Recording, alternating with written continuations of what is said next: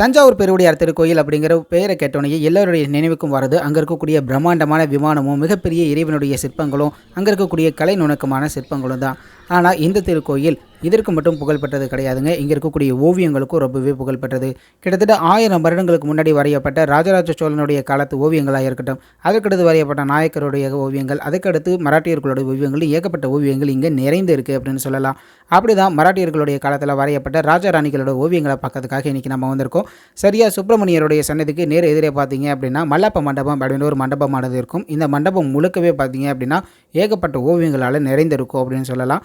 இந்த ஓவியங்கள் எல்லாமே தஞ்சாவூர் ஆண்ட மராட்டிய ராஜாக்களுடைய வம்சாவளியினருடைய ஓவியங்கள் தான். தஞ்சை மாநகரை ஏகப்பட்ட ராஜாக்கள் ஆண்டிருக்காங்க. சோழர்கள், அதுக்கடுத்து நாயக்கர்கள், அப்புறம் மராட்டியர்கள்.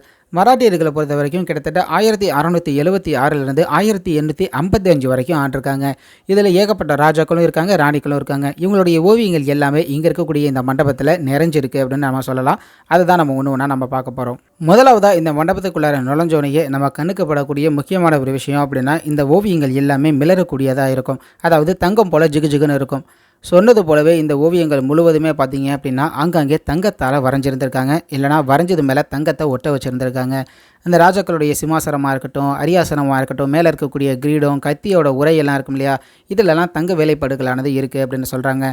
முதலாவதாக உள்ள நுழைஞ்சோடைய நம்மளுடைய வலதுபுறம் பார்த்தீங்க அப்படின்னா அங்கே ஒரு மகளிருடைய ஓவியமானது இருக்குது.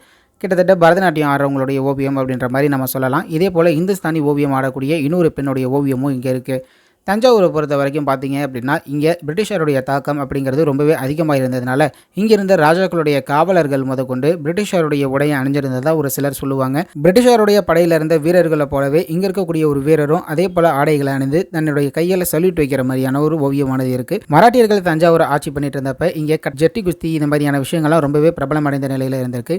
இன்றைக்கும் தஞ்சாவூரில் மேலவஸ்தா சாவடி, கீழவஸ்தா சாவடி அப்படிங்கிற இடங்கள்லாம் அன்றைக்கி ஜெட்டி குஸ்தி போட்டவங்கலாம் வாழ்ந்த இடம் தான் அப்படின்னு குறிப்பிடுறாங்க. அடுத்ததாக பார்த்தீங்க மற்றொரு சோல்ஜரும் வந்து அதே மாதிரியான ட்ரெஸ் போட்டு சல்யூட்லாம் வைக்கிற மாதிரி இருக்குது. ஒரு உலக உருண்ட மாதிரி இருக்குது. அது மேலே யானை வந்து நிற்கிற மாதிரி சக்கஸ் பண்ணுற மாதிரியான ஒரு விஷயமும் வரைஞ்சிருக்காங்க. அடுத்ததாக பார்த்தீங்க அப்படின்னா மற்றொரு பெண்ணுடைய ஓவியமானது இருக்குது. முழுக்க முக்காடெல்லாம் போட்டு ரொம்பவே வந்து சாந்தமாக இருக்கக்கூடிய ஒரு பெண்ணுடைய ஓவியம். இவங்க ராச குடும்பத்தை சேர்ந்தவங்களாக இருந்திருக்கலாம். இல்லை அப்படின்னா ராணிகளுக்கு ரொம்பவே நெருக்கமாக இருந்து அவங்களுடைய தோழிகளாகவோ இல்லைனா வந்து அவங்களுக்கு உதவி பண்ணுற உதவியாளராக கூட இருந்திருந்திருக்கலாம். இங்கே இருக்கக்கூடிய ராஜா ராணிகளுடைய ஓவியங்களில் முதலாவது ஓவியமாக இருக்கக்கூடியது தான் ஆதி சிவாஜி. அதாவது வடக்கே மிகப்பெரிய அளவில் ஆட்சியெல்லாம் புரிஞ்சார் இல்லையா சத்ரபதி சிவாஜி. இன்றைக்கும் அவர் அங்கே கடவுளாகவே பார்க்குறாங்க. அந்த சத்ரபதி சிவாஜியோடைய ஓவியம் தான் முதலாவதாக அமைந்திருக்கு. இங்கே இருக்கக்கூடிய இந்த ஓவியத்தின் மேலே பார்த்தீங்க அப்படின்னா யாரோ ஒருத்தவங்க கிரே கலர் பெயிண்ட்டை வந்து முழுமையாக அப்ளை பண்ணியிருந்திருக்காங்க. இதை மீறியுமே அங்கங்கே பார்த்தீங்க அப்படின்னா அசலான ஓவியத்தை நம்மளால் பார்க்க முடியுது. தங்க நிறத்தில் வரையப்பட்டிருந்த அந்த ஓவியத்து மேலே யாரோ கிரே கலர் பெயிண்ட்டை வந்து வரைஞ்சிருந்திருக்காங்க. அது அவருடைய பெயிண்டிங் மட்டும் இல்லை, சுற்றி வரக்கூடிய 2-3 பெயிண்டிங்லேயும் இதே போல் வரைஞ்சிருந்திருக்காங்க. இரண்டாவதாக இருக்கக்கூடிய ஓவியம் பார்த்தீங்க அப்படின்னா வெங்கோஜி என்று அறியப்படக்கூடிய எக்கோஜி. இவர் 1676 1684 வரைக்கும் தஞ்சாவூரை ஆட்சி பண்ணியிருந்திருக்காரு. இவர் தான் தஞ்சாவூருடைய முதல் மராட்டிய மன்னர். இவருடைய ஓவியங்களையும் பார்த்தீங்க அப்படின்னா அதே கிரே கலர் பெயிண்ட் வரையப்பட்டிருந்திருக்கும். ஆனால் அங்கங்கே பார்த்தீங்க அப்படின்னா அசலான ஓவியம் தெரியக்கூடிய வகையில் இந்த ஓவியங்களானது பிரித்தெடுக்கப்பட்டிருந்திருக்கும். இல்லை அப்படின்னா அதுவே உறிஞ்சி வந்துருச்சு போல். இவர் ஒரு மிகப்பெரிய சிம்மாசனத்து மேலே வந்து உட்கார்ந்துருக்கிறது மாதிரி இருக்கும். அடுத்ததாக பார்த்தீங்க அப்படின்னா இவருடைய மகனான ஷாஹுஜி, இவரை ஷாஜி மகாராஜான்னு சொல்லுவாங்க, 2ஆம் ஷாஜி அப்படின்னு சொல்லுவாங்க. இவர் 1684 1712 வரைக்கும் தஞ்சாவூரை ஆட்சி புரிஞ்சிருக்காரு. இவரும் பார்த்தீங்க அப்படின்னா மிகப்பெரிய அளவில் ஆட்சி புரிஞ்சவர். இவருடைய சகோதரரான முதலாம் சரபோஜி, இவர் 1712 1728 வரைக்கும் ஆண்டிருக்காரு. இவர் ஒரு மிகப்பெரிய யானை மேலே பார்த்தீங்க அப்படின்னா அந்த உட்காருவதற்கான சிம்மாசனம்லாம் கட்டி அது மேலே அவர் உட்கார்ந்துருக்கிறது மேலேயும் முன்னாடி வந்து யானையை ஓட்டிகிட்டு போகிறதுக்கான ஒரு பாகன் இருக்கிறது போலவும் இவர் மேலே வெயில் படக்கூடாது அப்படின்னு சொல்லிட்டு ஒரு பெரிய கொடையை பிடிச்சி பின்னாடி ஒரு ஆள் நிற்கிறது மாதிரியும் வரைஞ்சிருக்காங்க. அடுத்ததாக பார்த்தீங்க அப்படின்னா 1728 1736 வரைக்கும் ஆண்ட துக்கோஜி அப்படிங்கிற ஒரு ராஜா. இவரை துலஜா ஒன் அப்படின்னு குறிப்பிடுவாங்க. இவர் பார்த்தீங்க அப்படின்னா இதற்கு முன்னாடி ஷாஜி சரபோஜி சொன்ன இல்லையா அவங்களுடைய 3ஆவது சகோதரர். இவருடைய ஓவியமும் பார்த்தீங்க அப்படின்னா மற்றவங்களை போல குதிரை மேலேயோ யானை மேலேயோ இல்லாமல் அழகாக ஒரு சிம்மாசனத்து மேலே உட்காந்துருக்கிற மாதிரி இருக்குது. சிம்மாசனத்தில் அங்கங்கே பார்த்தீங்கன்னா யாளிகளுடைய ஓவியங்களாக இருக்கட்டும், இது அப்படின்னா சின்ன சின்ன நுணுக்கமான வேலைப்பாடுகள் எல்லாமே ரொம்பவே அழகாக பண்ணியிருந்திருக்காங்க. அவர் கால் வைக்கிறதுக்கு கீழே ஒரு ஸ்டாண்டு கூட வச்சுருந்துருக்காங்க. அடுத்ததாக பார்த்தீங்க அப்படின்னா பாபா சாஹேப்னு அழைக்கப்படக்கூடிய 2ஆம் எக்கோஜி. இவர் 1736 1737 வரைக்கும் தான் ஆண்டிருக்காரு. கிட்டத்தட்ட ஒரே ஒரு வருஷம் தான் இவர் ராஜாவாக இருந்திருக்காரு. இவர் பார்த்தீங்க அப்படின்னா பல உள்நாட்டு கலவரங்களால் இறந்துட்டார் அப்படின்னு சொல்லுவாங்க. இவருக்கு அடுத்ததாக பார்த்தீங்க அப்படின்னா இவருடைய மனைவியான சுஜானாபாய் சாஹேப் அப்படிங்கிறவங்க வந்திருந்திருக்காங்க. இவங்களும் 1737லேருந்து 1738 வரைக்கும் தான் ஆண்டிருக்காங்க. அப்புறம் தஞ்சாவூரில் நடந்த நிறைய உள்கட்சி பூச்சல்களாலையும் உள் புரட்சிகளாலையும் இவங்க உடனே இறந்துட்டாங்க அப்படின்னு சொல்லி குறிப்பிடுறாங்க. இந்த ஓவியங்களில் பார்க்குறதுக்கு ரொம்பவே குறிப்பிடத்தகுந்த ஒரு விஷயம் அப்படின்னா, இந்த ஓவியங்கள் எல்லாமே ரொம்பவே ஜிகு ஜிகுன்னு மினுமினுன்னு இருக்கும். எதனால் அப்படின்னா, இந்த ஓவியங்களில் தங்கத்தை பயன்படுத்தி வரைஞ்சிருந்திருக்காங்க அப்படின்னு சொல்கிறாங்க. பாபா சாஹேப்புடைய ஓவியங்களில் பார்த்தீங்க அப்படின்னாலும், சுஜானாபாயுடைய ஓவியங்களில் பார்த்தீங்க அப்படின்னாலும் நிறைய அளவில் தங்கமானது பயன்படுத்தப்பட்டிருக்கு அப்படிங்கிறது நம்மளால் தெரிஞ்சுக்க முடியும். இவர் ரொம்பவே கால ஓட்டத்தாலையும் சரியான பராமரிப்பு இல்லை அப்படிங்கிறதுனாலையும் அங்கங்கே பார்த்தீங்க அப்படின்னா அதோடைய பிரதிபலிப்பு குறைஞ்சிருக்கு அப்படின்னாலும், அவங்களுடைய அந்த சாரட் வண்டியாக இருக்கட்டும், அணிந்திருக்கக்கூடிய ஆடையாக இருக்கட்டும், இது எல்லாமே பார்த்தீங்க அப்படின்னா ரொம்பவே ஜிகு ஜிகுன்னு ரொம்பவே அழகாக இருக்கும். இந்த சுஜானாபாய் சாஹேப்பை பற்றி தஞ்சாவூர் ராணி அப்படின்னு ஒரு நாவல் கூட வந்திருந்திருக்கு. 2 குதிரை பூட்டப்பட்டிருக்கக்கூடிய இந்த சாரட் வண்டியில் அவங்க ஊர்வலம் தஞ்சாவூர் அவங்க ஆட்சி பண்ணாங்க அப்படின்னு ஒரு சிலர் சொல்லுவாங்க. இவங்களுக்கு அடுத்ததாக பார்த்தீங்க அப்படின்னா பிரதாப சிங்கு அப்படின்னு சொல்லிட்டு ஒரு ராஜா இருக்கார். இடையே பார்த்தீங்க அப்படின்னா ஷாயாஜி இருக்காங்க, காட்டு ராஜா இருக்கார், அண்ணா சாஹேப், நானா சாஹேப்னு நிறைய பேர் இருக்காங்க. ஆனால் அடுத்ததாக பார்த்தீங்கன்னா ஸ்ட்ரைட்டாக இவங்க பிரதாப் சிங்குக்கு வந்துடுறாங்க. 1739லேருந்து 1763 வரைக்கும் தஞ்சாவூர் ஆட்சி பண்ணியிருந்திருக்காரு. இந்த பிரதாப சிம்மருடைய ஆட்சியில் தஞ்சாவூரில் நிறைய கோயில்கள் கட்டப்பட்டு இருந்திருக்கு. தஞ்சாவூரில் இருக்கக்கூடிய மூல ஆஞ்சநேயர் கோயில் பிரதாப சிம்மருடைய ஆட்சி காலத்தில் கட்டப்பட்டது தான். இவருடைய ஆன்மீக குருவாக விளங்கக்கூடிய சமர்த்த ராமதாஸ் குருசுவாமிகளுடைய ஆலோசனையின்படி தான் இந்த திருக்கோயிலானது இங்கே கட்டப்பட்டது அப்படின்னு குறிப்பிடுறாங்க. அடுத்ததாக வரக்கூடியவர் 2ஆம் தொலஜா.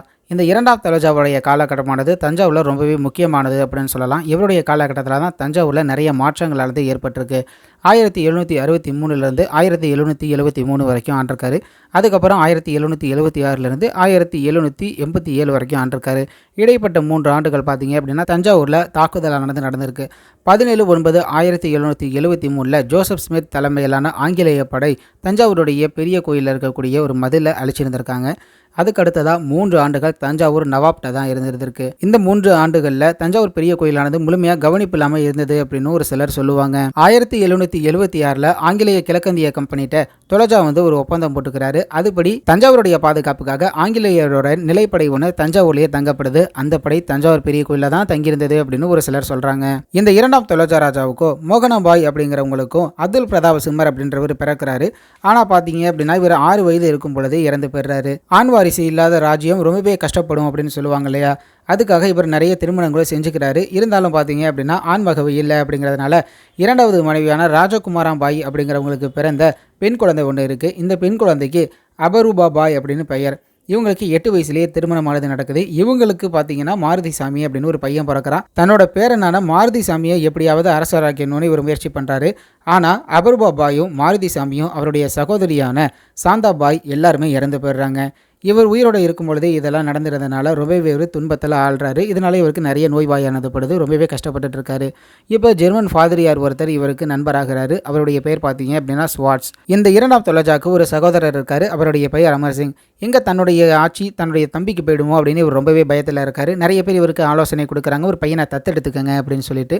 அந்த வகையில் வடக்கே இருக்கக்கூடிய சட்டாரா அப்படிங்கிற இடத்துலேருந்து 2ஆம் சரபோஜி அப்படிங்கிற ஒரு மையனை தத்தெடுத்து இங்கே தஞ்சாவூரில் இளவரசராக்குறாங்க. ஆனால் தன்னுடைய சகோதரரான அமர் சிங்கால் இவருக்கு ஏதாவது பிரச்சனை வந்துடும் அப்படின்னு சொல்லிட்டு இந்த 2ஆம் சரபோஜியை சென்னையில் வச்சு படிக்க வைக்கிறாங்க. இந்த இடைப்பட்ட காலம் இருக்கு இல்லையா, தொலஜா இறந்து 1787 இறக்குறாரு.